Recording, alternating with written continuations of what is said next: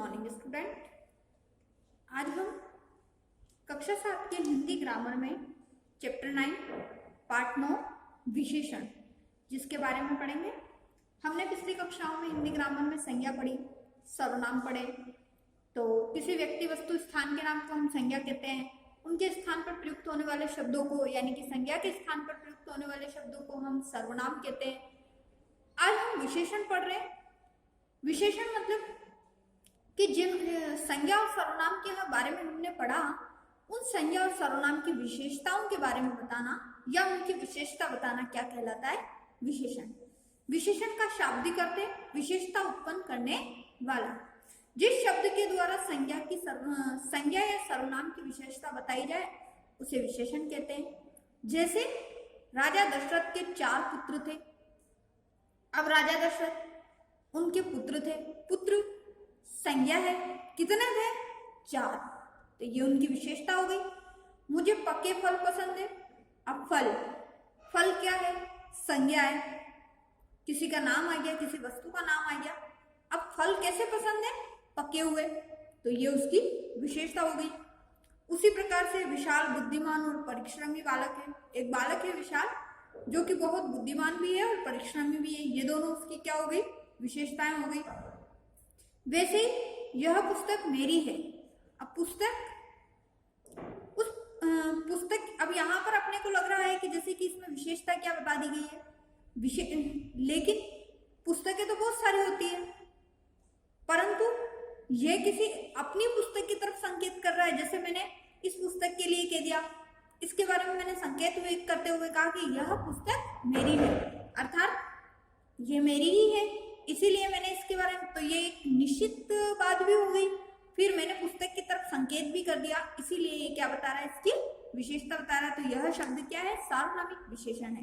ये विशेषण का एक भेद है। कुछ लोग खाना खा रहे हैं, लोग खाना खा रहे हैं, कितने?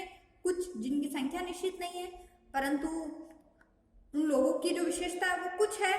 तो इस प्रकार से इन वाक्यों में 4, पके, बुद्धिमान, परिश्रमी, यह कुछ शब्द क्रमशः पुत्र, फल, बालक, पुस्तक व लोगों की विशेषता बता रहे हैं। इसका मतलब ये सभी शब्द क्या है? विशेषण है। तो विशेषण की जो परिभाषा है वो देखते हैं हम। जो शब्द संज्ञा या सर्वनाम की विशेषता प्रकट करते हैं वे विशेषण कहलाते हैं। तो ऐसे शब्द जो संज्ञा या सर्वनाम की विशेषता प्रकट करते हैं या विशेषता बताते हैं उसे हम क्या कहते हैं? विशेषण कहते हैं। अब विशेषण के भी अंग होते हैं, विशेष्य और प्रविशेषण। विशेषण के भी 2 अंग होते हैं, विशेष्य और प्रविशेषण। भेद नहीं होते, भेद इसके 4 होते, परंतु विशेषण के कुछ 2 अंग होते हैं, विशेष्य और प्रविशेषण। विशेष्य किसे कहते हैं? कि जिस शब्द की विशेषता बताई जाए उसे हम क्या कहते हैं? विशेष्य। अर्थात जो संज्ञा और सर्वनाम शब्द की विशेषता पाई जाती है उसे विशेष्य कहते हैं। जैसे काली बिल्ली, तो अब बिल्ली कैसी है? काली, ये तो उसकी विशेषता हो गई। लेकिन काली कौन है? बिल्ली है। इसका मतलब ये संज्ञा है, किसी जानवर का नाम आ गया, पालतू पशु का नाम आ गया। तो उस प्रकार से ये क्या हो गया? विशेष्य शब्द हो गया। तो इसमें काली विशेषण है और बिल्ली विशेष्य है। प्रविशेषण, कई बार क्या होता है कि विशेषण शब्द की भी विशेषता बता दी जाती है। जैसे किसी ने कह दिया कि वह बुद्धिमान है, यह तो उसकी विशेषता है, परंतु वह बहुत बुद्धिमान है, क्लास में हमेशा फर्स्ट आता है। इसका मतलब बहुत अत्यधिक विशेषता की भी विशेषता बता दी। तो ये क्या हो गया? प्रविशेषण हो गया। जैसे कभी कभी विशेषणों के भी विशेषण होते हैं, उन्हें प्रविशेषण कहते हैं। जैसे ललित बहुत परिश्रमी बालक है। अब ललित की विशेषता है वो मेहनत करता है, परिश्रमी है, परंतु बहुत ही मेहनत करता है, बहुत ही परिश्रमी है। हिमानी अब पूर्ण स्वस्थ है। तुम बड़े नासमझ हो, तो अब यहाँ पर बहुत, पूर्ण, बड़े, ये सभी क्या है?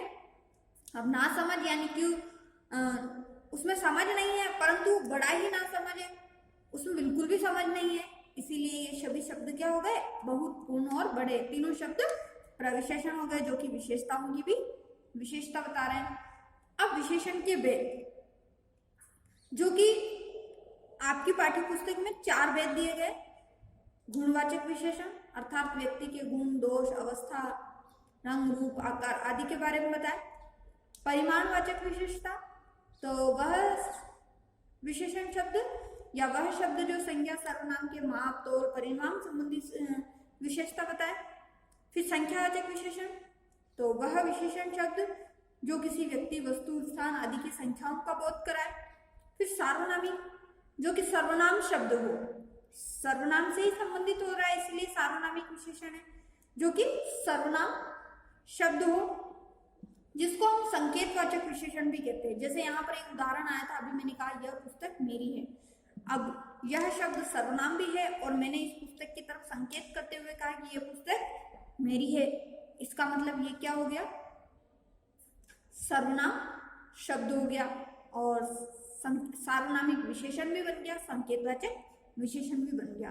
अब कई बार क्या होता है कि कई पुस्तकों में विशेषण के 5 भेद भी दिए जाते हैं। मुख्य रूप से तो 4 ही होते हैं, परंतु आजकल 5 भेद आने लग गए हैं, वो भी एक तरीके से मुख्य रूप ही है। तो विशेषण के 5 भेद होते हैं। नंबर 5 जो होता है वो होता है व्यक्तिवाचक विशेषण, जो कि व्यक्तिवाचक संज्ञा से बनता है। जैसे जयपुर, बीकानेर, जोधपुर, ये सभी शहरों के नाम हैं।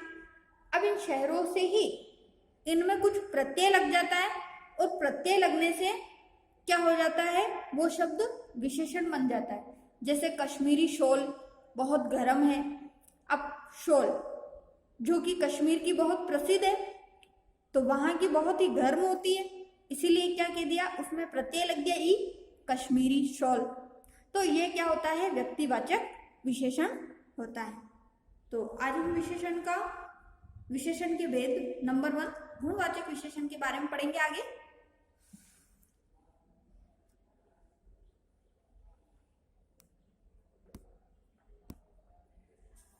नंबर 1 गुणवाचक विशेषण, जो शब्द संज्ञा या सर्वनाम के गुण, दोष, दशा, स्वभाव आदि का बोध कराते हैं उसे गुणवाचक विशेषण कहते हैं।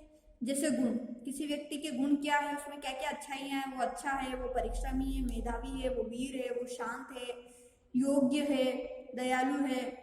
जैसे वह अच्छा लिखता है, जैसे उसकी कॉपी अच्छी है। अब उसने अपनी कॉपी को कितना व्यवस्थित रूप से रख रखा है, इसीलिए क्या है, अच्छी है। फिर परिश्रमी बालक हमेशा प्रथम स्थान प्राप्त करता है। तो जो बच्चा परिश्रमी है वो क्या करता है, हमेशा मेहनत करके परिश्रम की वजह से वो क्या करता है, प्रथम स्थान कक्षा में प्राप्त करता है। फिर दोष, किसी व्यक्ति के अवगुण, जैसे वो बुरा है, आलसी है, अभिमानी है, कायर है, दुर्लभ है, अयोग्य है आदि। जैसे आलसी व्यक्ति समय का सदुपयोग नहीं कर पाता है। इसी प्रकार से अभिमानी व्यक्ति को बिना बात का अहंकार होता है। इस प्रकार से हम और भी वाक्य बना सकते हैं। फिर दशा, उसकी क्या दशा है, वो अमीर है, गरीब है। गरीब बालक पढ़ाई में पिछड़ जाते हैं, क्यों, क्योंकि पैसे की कमी के कारण। इस प्रकार से हम और भी देख सकते हैं। स्वाद, खट्टा, मीठा, कड़वा, फीका, नमकीन। फिर दिशा, उत्तर, पूर्वी, पश्चिमी, भीतरी। फिर रंग कैसा है, काला है, सफेद है। इसी प्रकार से आकार, गोल, चौड़ा, लंबा, मोटा, पतला। फिर स्थान, देशी, विदेशी, ग्रामीण। भारतीय संस्कृति बहुत प्रचलित है। इसी प्रकार से बनारसी साड़ी। तो इन शब्दों से क्या बनते हैं, ये शब्द लगकर हम क्या बना सकते हैं, वाक्य बना सकते हैं और पहचान कर सकते हैं कि इनके अंदर कौन से विशेषण है। फिर स्पर्श, जैसे किसी भी वस्तु को स्पर्श करने पर वो कोमल है, कठोर है, खुरदरा है, मुलायम है, चिकना है, नरम है। गंध, जिसकी खुशबू कैसी है, सुगंधित है, वो बदबूदार है, वो गंधहीन है, खुशबूदार है, दुर्गंधित है आदि। तो ये सभी शब्द क्या हो गए, गुणवाचक विशेषण हो गए। तो आज हम गुणवाचक विशेषण के बारे में यहीं तक पढ़ेंगे। विशेषण के जो भेद हैं वो हम आगे जो भेद आगे की यानी कि आगे जितने भी भेद दिए गए 3 और उनको हम नेक्स्ट क्लास में पढ़ेंगे। आज आपका होमवर्क ये कि जहाँ तक आपको पढ़ाया गया है विशेषण की परिभाषा, विशेषण के अंग, विशेषण के भेदों के नाम और गुणवाचक विशेषण के बारे में विस्तार से ही आपको ध्यानपूर्वक पढ़ना है।